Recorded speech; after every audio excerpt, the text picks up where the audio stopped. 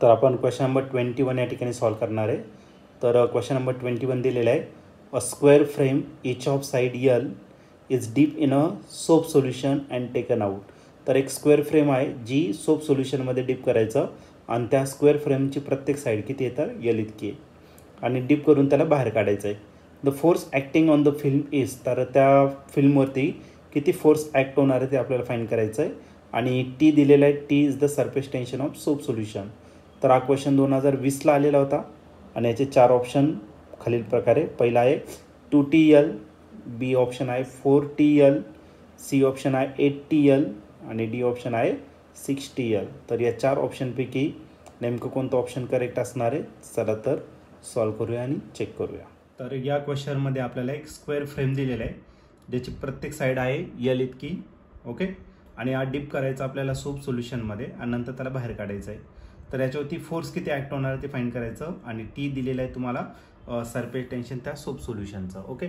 तर एक काय दिलेलं आहे आपल्याला, एक स्क्वेअर फ्रेम दिलेलं आहे आणि या स्क्वेअर फ्रेमची जी साईड आहे ती किती येतं यल इतकी त्याची साईड आहे. ओके. मग या केसमध्ये जर तुम्ही टोटल लेंथ जर घेतली या केसमध्ये या पूर्ण याची, तर टोटल लेंथ आपल्याला एका साईडची यल इतकी आहे. तर अशा 4 साईड्स आहे. तर टोटल जी लेंथ असणार ती किती असणार तर 2L इतका असेल. मग आपल्याला काय करायचं, सरफेस टेन्शन या ठिकाणी फाईंड करायचं. सरफेस टेन्शन जर घेतलं तर सरफेस टेन्शनचा फॉर्म्युला आहे force acting per unit length.